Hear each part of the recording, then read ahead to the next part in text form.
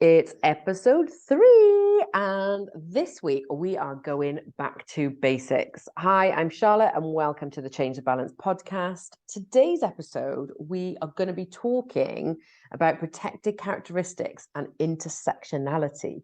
So I'm going to pass straight over to my colleague and peer and friend and business bestie to introduce the topic of protected characteristics and intersectionality. Feels like a really big whopper of an episode. It does. And to start off with, I'm just going to remind everyone, the protected characteristics are identified in the Equality and Act 2010. And like we said in a previous episode, that's, over 12 years ago now that legislation came into play. The world has moved so far in 12 years, maybe not as far as we'd like, but it's moved a lot. So what was relevant 12 plus years ago is maybe needs to be reviewed. Looking at 2023 and where we are now. So I'm just going to quickly run through what the protected characteristics are in terms of the existing legislation. And then I'll talk a little bit more about what that looks like in terms of what's happening right now.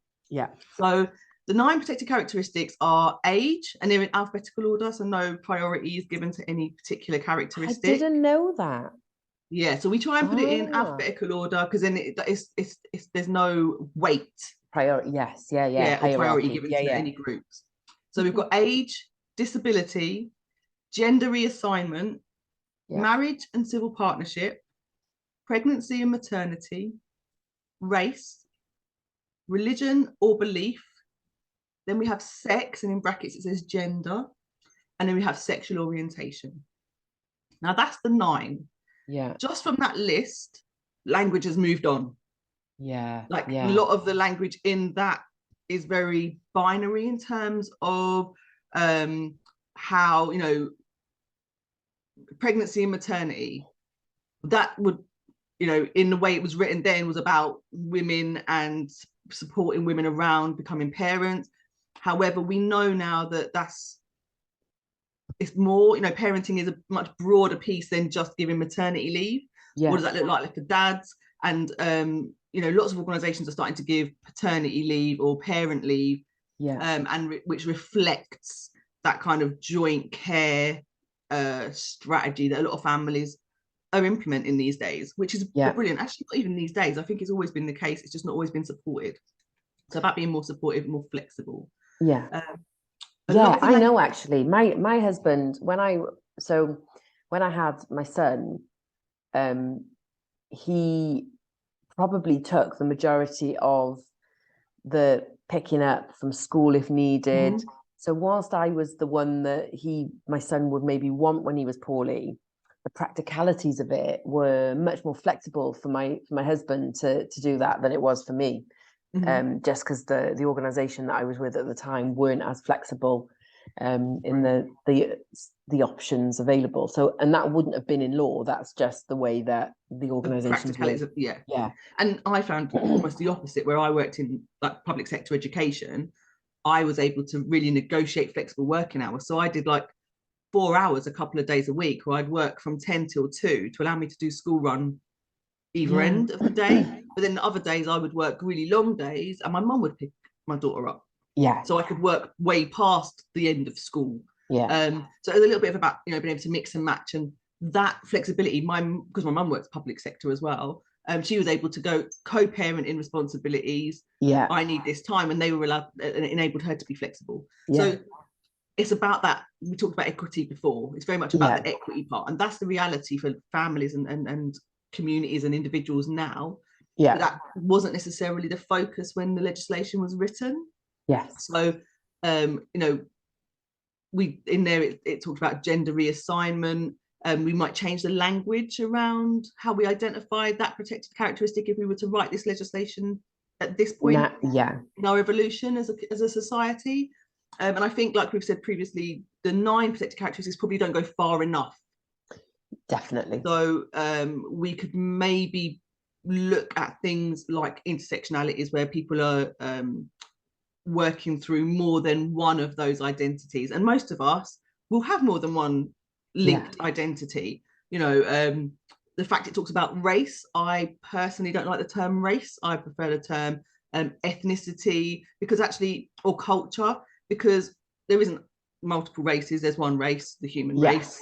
So it's a misnomer, which I think when you write misnomers into legislation become quite dangerous. Secondly, I think when we talk about culture over race or over ethnicity, that's a much clearer, well, it's a muddied water conversation anyway. But there's cultures that we can share, you know, shared value links to culture. Whereas when we talk about nationality and ethnicity, it's very divisive. When we talk about culture, we can make it much more inclusive, how we share that information and how we find the common ground. But that's my personal take. I don't think race is a particularly good demographic to try and work around, because what does that even mean when there is only one race? So actually what we're talking about is ethnicity. And nationality as well. I mean, let's not beat around the bush now, that there are definitely, you know, if we look at conversations that will be taking place across some of the communities, it is definitely about, they're from Poland, they're Somali, they are Ukrainian. It's about them being a different nationality as well as a different ethnicity. And we can see the damage that nationality or nationalism can have in communities. Like we've seen the impact of that potentially, not just in the UK, but actually across Europe. Well, and also we talk, talking about language, but also talking about dialect. And I always think I don't particularly sound very Welsh. Anybody who's listening is like, my goodness, you literally sound like Nessa from Gavin and Stacey. At best, maybe Joanna Page and sound like Stacey, but generally, Nessa. And all right, what's I hearing? So, but I've been told multiple times by lots of different people within Wales and outside of Wales that I should lose that accent because, the Welsh accent sounds quote unquote a bit stupid. So when we look at the way that not even just about language, but actually the terminology and the regional dialects that we have and the stigma that we can apply to those, absolutely, we just don't like differences fundamentally, which is just bizarre. So yeah, I completely agree. Race is, there is just one human race, but it's the nuances that fit under race that are much more complex than that. Yeah, and as you can see from that list, there's actually, we have moved on a lot from where that legislation was set. And like we said previously, this legislation is the baseline for legal compliance. That's all it sets out, is legal compliance. There are lots of levels that we can benchmark to attain best practice or even just good practice. And compliance is not good practice. Compliance is the base level. That's like getting a cookie for what you're supposed to do. That's not how it works. So for me, the kind of protected characteristics are a starting point. The 9 are generically okay. Again, like I say, terminology could be better, but there are lots of intersections where I'll just talk about myself. So I'm a Black British female with an invisible disability.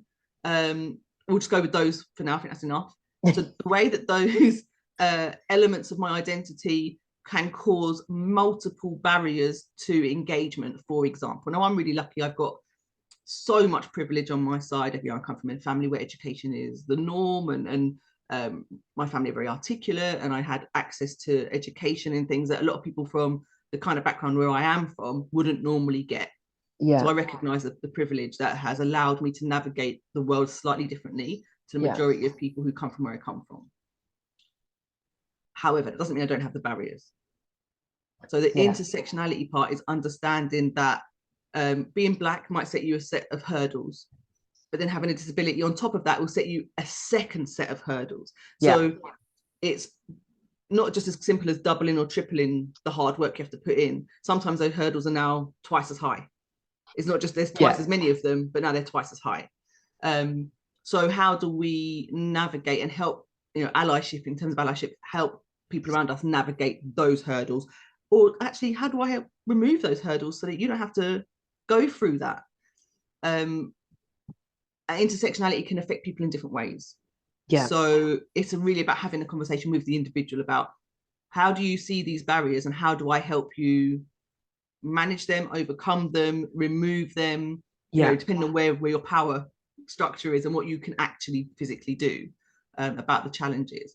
So, and I think people are really worried about having those conversations, aren't they? And I think, you will always hear us talking about allyship, because that's fundamentally what Change the Balance is all about: creating leaders, creating champions, creating allies, and helping people know better to do better.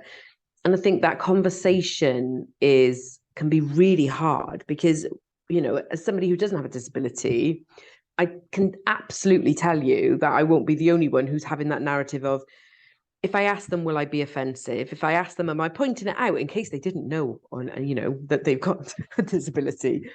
Yes, I'm sure that thought's gone through many a person's head. But those we genuinely worry that we will say or do something that will cause offense or upset, and I really think that it's kind of the biggest lesson from an allyship perspective is, I would rather upset somebody because I'm asking, what can I do better, than ignoring it and pretending it's not there.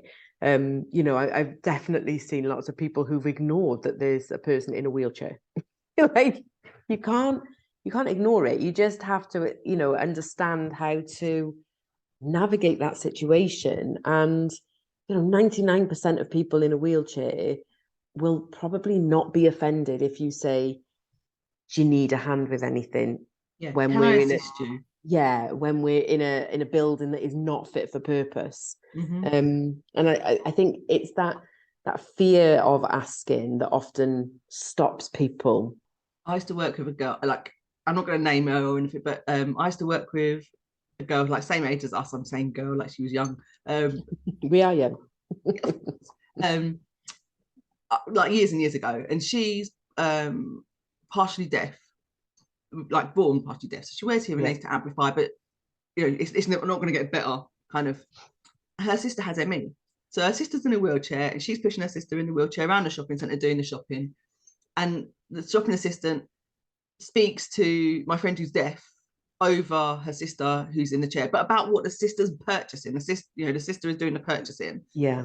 And the assistant, speaks to my friend, and my friend just looks at her. And her sister obviously have been through this a number of times as they've grown up. And the sister went, yeah, no, don't talk to her. She can't hear you. My legs don't work, but my ears do. So if you speak to me, you'll get an answer. And the shop assistant's obviously like mortified. Yeah. But actually just ask the question. Yeah. I would always say ask the question. If you don't ask the question, like, you take away someone's autonomy. Exactly that. Don't Yeah. ask the question. And that's one of the most dehumanizing acts. If you see somebody struggling with a pram and a bunch of shopping, you'd say to them, can I give you a hand? Like, is there something I can do to help you? Yeah. You wouldn't be, I'm not going to ask her in case she thinks I'm being misogynistic because she's a woman and she can't carry the shopping. Like, you wouldn't go through that journey. They possibly would be, but I think that's a whole different conversation. But I think it's a really, really good example. If you see people needing help them. Yeah. Ask them and provide them the help they ask for. Yeah, absolutely. Yeah, I think it's such a really, it is that conversation is such a really important piece. Completely and utterly interrupted your flow there, but it was such an important aspect. It is, and it's about the reality of putting these, the great legislation into a policy, but actually, how do you make it into a practice? How do you change the habits that sit behind what that should look like in reality? Yeah. So it's a really important point to make. And to me, asking the question of people who have the protected characteristics, how do I pronounce your name properly, so I'm not mispronouncing it? What are your pronouns, so that I can make sure that I'm referring to you in a way that makes you feel comfortable and safe? And using those pronouns, there's being proper way. Not ignoring them. Absolutely. How do we make reasonable adjustments for your health issue or your condition or your disability, to allow you to do your job to the best of your ability? And how do we take away the stigma of that? Those questions are game changing for people. Yeah, and I Like think literally, it's the like I get asked quite a lot actually around reasonable adjustments and what does that look like. And I'm in learning development. I'm not a HR specialist, but I've got leadership experience, and I'm quite open about the mess ups that I've done, but also the good things that I've done, because I've done lots as well. And I think people get bogged down with this. Well, we're a small company, we don't have a budget to make these reasonable adjustments. There's help available, and they are reasonable. I think it's finding that balance it's between the keys in the term is about what is yeah, reasonable. yeah, and we worry, and having that dialogue and being able to have that open conversation is part and parcel of inclusion. And you might not always. It's the first step, isn't it, of reasonable adjustment. If you can't have a conversation about what is reasonable, how are you ever going to get to the adjustments part? Yeah, Do you know what? yeah. Like, we need to be able to talk about it.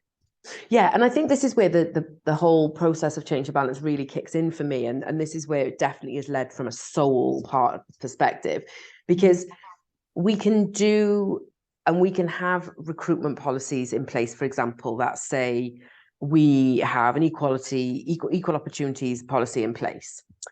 Yeah, great. But what are we actively doing to encourage people from an older generation to apply for that role when we know they've got masses of experience that they could bring? Okay, they might only do the job for 5 years, but then most people will turn around within 5 years. So when you look at the kind of retention anyway, that doesn't add up. We look from I've got examples, and I won't name and shame either, but I've got examples where I've questioned the diversity within an organization, and they've said, oh, we asked so and so who wears a hijab. Like, that one person speaks on behalf of all Black, and ethnic people. I'm like, okay, but what are we doing about that? Like, how are how are we actively going out to engage people? So when we look at the depth of understanding, people really understand the 9 protected characteristics. I really don't think they necessarily consider the intersectionality aspect of it. And I come from a background of working within the addictions field. And I remember talking to a girl who was sharing about her lived experience of eating disorder and her lived experience of anxiety and mental ill health. And she said, I don't ever talk about my experience of addiction with substances. She said, because the stigma that's attached to that is horrific. People look at me very differently. And when we look at the behaviors and we look at the characteristics, these judgments that are being placed on certain characteristics and certain behaviors, it's not on. And I think this is where intersectionality really comes into its own, because it's not about having a hierarchy of need. So as a Black female with a disability, for example, there are definitely things, having known what I know about you, that will be a bigger barrier in one situation, whereas one will be another barrier at a certain time of the year when it's cold, for example. So it's not even just understanding that these characteristics are there. It's understanding to a deeper level that I don't think we do enough as a society, because we put these judgments the empathy part. That real key empathy part about going, I don't need to, if I for me to fully understand you, I need to actually get to know you and take the time and ask the questions. Yeah. Oh, that feels like a lot.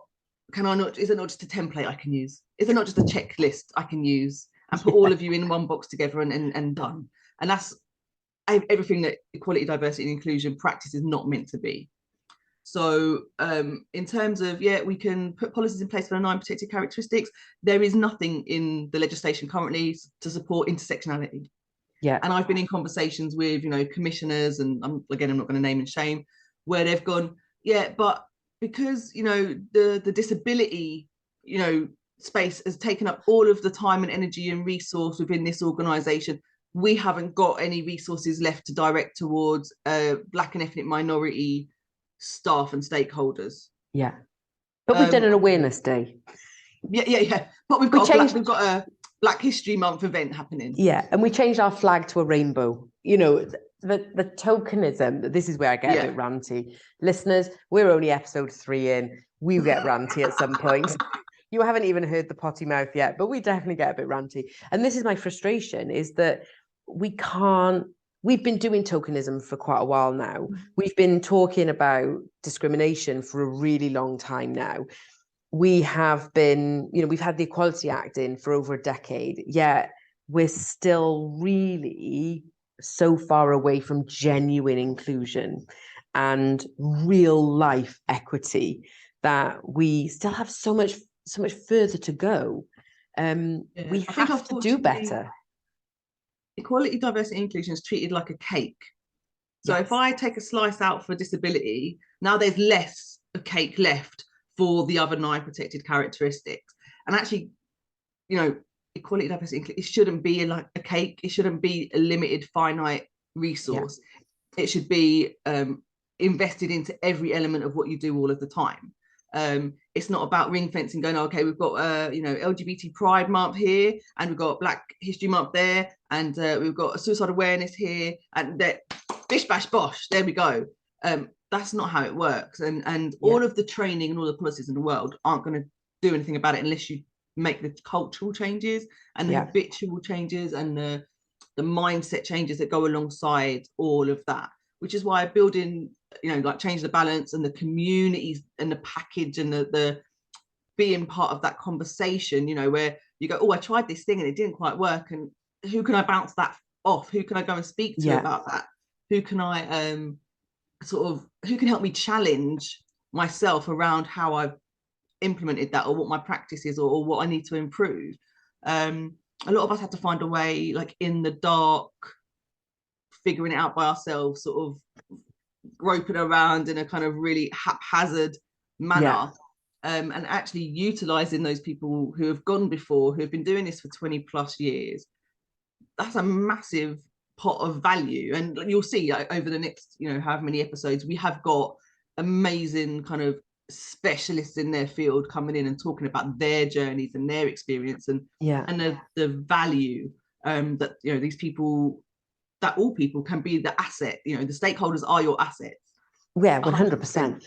And I think I'm going to take you back and call you out a little bit where you said, you can see, if you watch on YouTube, you can see Sabrina's face going, oh God, where are we going with this?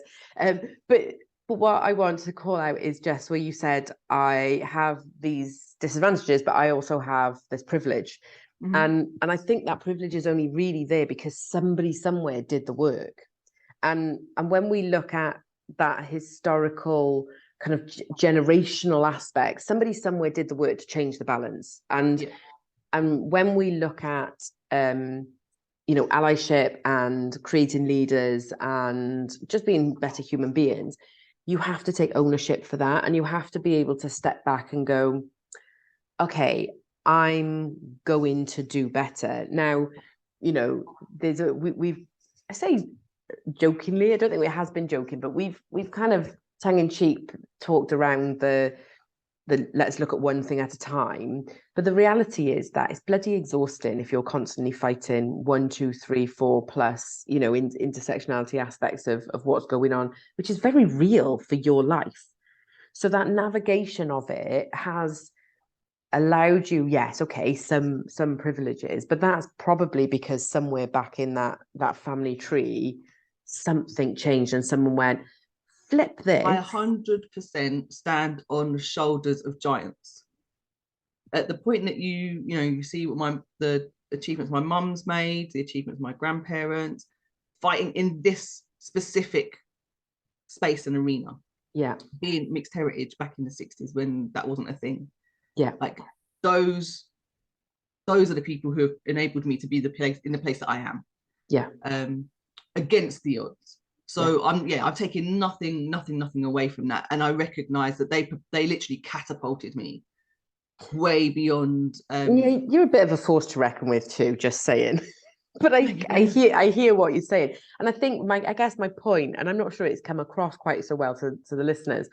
I guess my point is that it's time to reverse engineer that. So, as somebody who is, as I said before, I'm white, straight. My children are both straight in relationships. I come from a middle class family. There was definitely no richness, but there was definitely no poverty. We didn't really go without. So I hadn't seen the privilege that I had.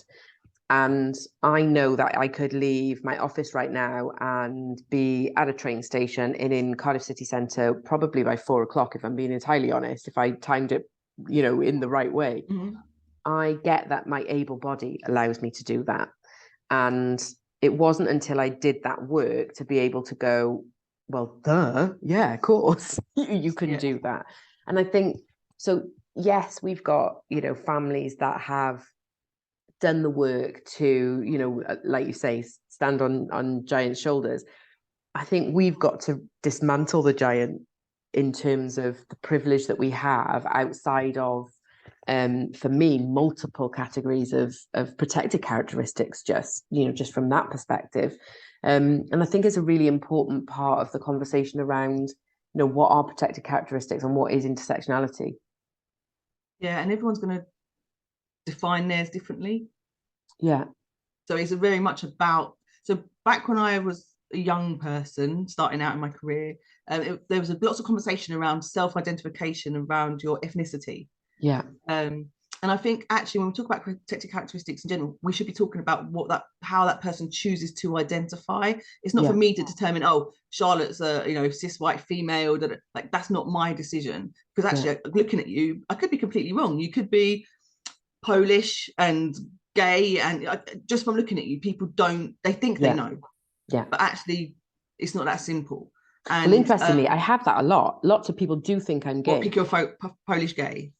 Not Polish necessarily. I think I probably look quite Welsh, but definitely gay. And my friend and I, at one point, we left because they wouldn't take no for an answer, because they were just like convinced that I was a gay woman. So again, because I'm not that girly feminine, although I am covered in pink today. For those of you who are listening, I have pink lipstick, pink earrings, and a pink and blue, and I have pink trousers on. However, generally speaking, I'm not a girly pink kind of a girl. So I do get often told that I'm a very masculine energy and that I must be gay. So yeah, those assumptions, I definitely see. It's that jumping to conclusions about things. And because I'm quite a tomboy, I've always been told I'm aggressive, and then you get into that kind of aggressive black female stereotype that people kind of go, oh yeah, she's always angry, and it's like, no, I'm really not. No, really not. I'm just quite assertive and don't like abide stupidity. I really struggle with people being rude or mean, like for no reason. I'm not going to stand for it. And yes, I'm only 5'2", but I'm much bigger on the inside. And you'll find out if I see you being mean, if I see bullying, if I see all that, I will step up way beyond the energy of a 6 foot tall kind of bodybuilder or exactly. I'm a Rottweiler on the inside and a Chihuahua on the outside. It's that kind of. My hubby gets it a lot, actually. He is 6'4", 6'4.5", you might say, and you might say 17 We all love stone. our extra halves, don't we? Yeah, I might say maybe 18 stone, but he's a big guy. And when he tells people he does art, because he paints amazing artwork, and people are like, what, you paint? Oh, I wasn't expecting that. So the assumptions people make, we just like pigeonholing people, don't we? And I think this is where we get a bit stuck on the protected characteristics, because we go, well, there's 9 of them. Yeah, but that's not inclusion. Oh, what, you mean that you could have more than one of them? Well, yeah, I guess so. I never really thought of it that way. So the conversations that we're having are again at a very shallow level. We never really look at the person. Yet, we talk a lot about individuality, and schools are getting better at talking about individuality. Although when we talk about individuality, or schools talk about individuality, or the workplace, or whoever it is, often we give them a set of characteristics to pick from. So we're possibly not so good at individuality. Yeah. So we can treat you like an almost individual. I think a really good example of that is the non-binary conversations around non-binary individuals, where because the whole thing around toilets and gender and sexual orientation and the strange fear mongering that goes around. People fixate on bathrooms, and I'm not quite sure like what that's about. But I think the challenges we're seeing in particularly sort of schools and those kind of spaces, educational spaces, around challenges of accommodating young people who identify as non-binary is becoming a massive powder keg, which it could go either way at the moment. I think I'm hoping that it goes in a way that actually we just open everything up to be more inclusive and I think accessible bathrooms is the way to go. Obviously, I'm biased. I have a disability where I benefit from having more accessible bathrooms available in spaces. So that would be great. But similarly, it just takes the stress and the drama out of being able to going to the toilet is a natural function that we all have. And if you have to make some really crazy decisions about actually where is the accessible toilet, or where is the toilet that I can use safely, and you've got to go through this whole thought process before you get to go for a wee. Are your human rights really being met by the facilities in the space where you're currently going to school or going to work, or if you've got to go through that whole rigmarole, and actually I can't use the bathrooms in this part of the facility. I have to leave this part of the facility and go to a different part of the campus or whatever to find a bathroom that meets my needs. It's really interesting. So my son's school, or my daughter's school before she left it for university, but my son's school, there's lots of stairs and steps, and there's up and down. It's on a hill. I'm Welsh. There's lots of hills in Wales. And I said to my son, we were in the sixth form open evening, and I kind of said, where's the lift? And he said, over in the other block. So I was like, so if you're in a wheelchair or you've, got kind of mobility issues, how do you get up and around? Oh, they get taught over there. And I was like, what? All of their lessons? Now, any secondary school knows that you go from lesson to lesson to lesson. You have your history block, your maths block, etc. So even just on that very basic level of accessibility.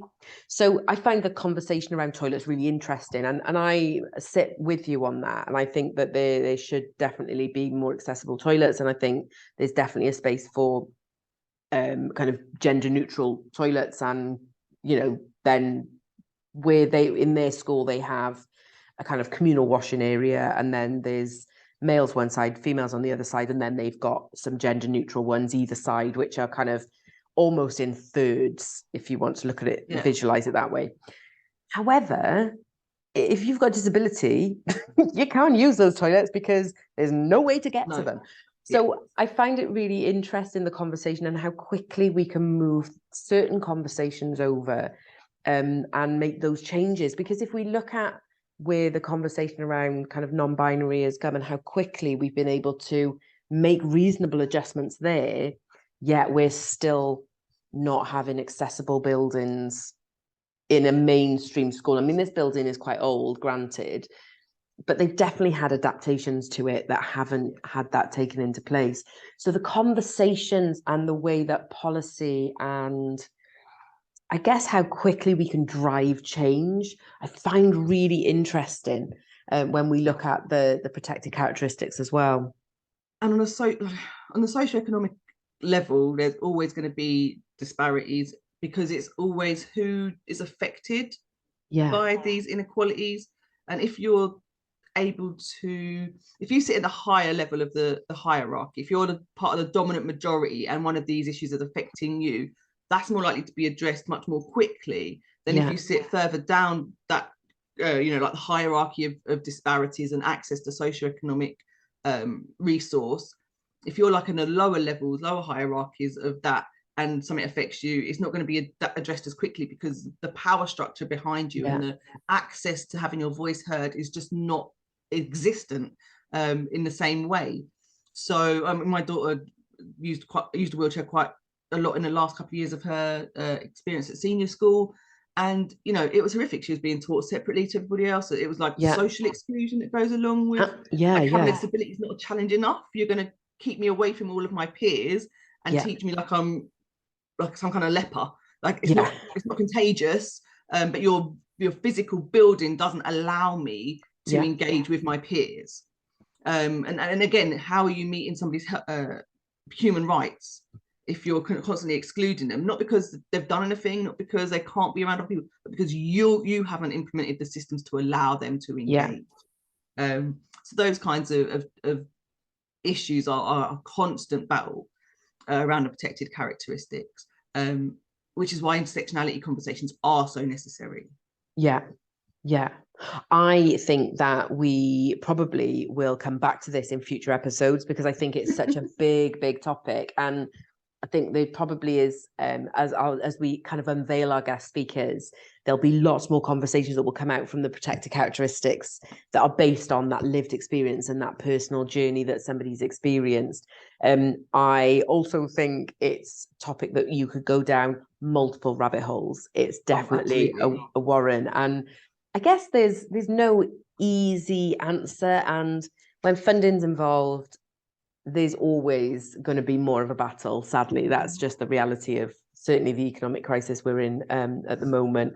But is there, one thing, and I know I'm putting you on the spot now as well, but is there one thing that you would just love to see people and organizations, leaders embrace from an intersectionality perspective? I think understanding the importance of collaboration. Yeah. I think we get very caught up as leaders going, this is my finite resource, and I've got to now pick where I spend it, where we focus, where do we invest, and what's going to have the biggest impact, rather than going, okay, these are the impacts we want to have. How can we make the most of this resource to achieve those things? Because I guarantee you the answer will be, reach out to your community, find other stakeholders who have got the same outcomes and also have limited resources. Find ways to work as a community to achieve those things together in a collaborative way. Like I say, I come from a public sector background, and that was how we had to do everything. I would work on a summer program that I delivered with 5 other partners, from other charities, other public sector teams, like youth service team, the youth offending team, the local NHS like drugs program staff, and we would all come together and go, okay, each of us can put in £1,000 for the summer program. And then we would bid to other areas, like the police and stuff, to give us some match funding, and we'd go to the youth service to give us a building, and together we would provide a massive, really well resourced summer program in a way that none of us could have done individually. Yes. Businesses need to take that same approach. 100%. I think the collaboration, and I would hazard a guess there's probably plenty of people listening in who maybe don't even know 10 of the smaller charities or third sector organizations, CICs, etc., that can provide support and need that support. And I've worked for public, private, and third sector, and third sector in particular are very good at finding the gaps. We're often brilliant at going, you do this really well, but what about this? And we can access funding, which public sector and maybe private sector can't access. Absolutely. So I would say, for me, that collaboration is such an important part. And for anybody listening, if they are looking and thinking, okay, how do we become more inclusive, then absolutely first point of call is look at how and who you can collaborate with. That's in your area. Like building your ecosystem. Who is in your ecosystem now? What are their needs? What are their challenges? What are they looking to achieve? And how can you work collectively to do that? A really good example, just quickly, is Wildlife and Countryside Link in the environmental sector have commissioned a great piece of work, which has been researched and developed by Full Colour Consultancy. I'm going to have to give them a shout out because it's an amazing framework that they've provided for the whole environmental sector. So lots of charities are involved in this. They've signed up to the commitment, which is a 5-year strategy for equality, diversity, and inclusion, particularly around ethnicity in the green, and environmental sector spaces. But what the Wildlife and Countryside Link have done is they've literally pulled all of these charities from that sector. So we've all signed up to this particular strategy, and we're all working in these working groups to determine how we can share resources to achieve the things that are in that plan. Now, if you're talking about ZSL, all the people that run all the zoos in the UK, you've got the RSPCB, you've got the Soil Association, like these massive organizations, but who don't have a lot of resource for this specific area because they're charities. But working together, they're going to achieve so much more. And we've already seen that movement literally in the last few months. I think the launch was in July. So literally less than 6 months. And we've seen massive change already. So that model of making change, you know, changing the balance collectively is exactly what we need. That would be my step one. What's happening in the space? What you know, where can you add value to the space, and what can you gain from what's already taking place? Amazing. Wow, what an amazing end to episode 3. I have no doubt collaboration will be something we come back to numerous times. That connection, that belonging, that trust, that, you know, that relationship building is absolutely crucial to any kind of change. So thank you so much for listening to episode 3. As usual, you will have access to all of our contact details. Please feel free to get in touch, and we will see you for episode 4. Thank you very much. Thank you.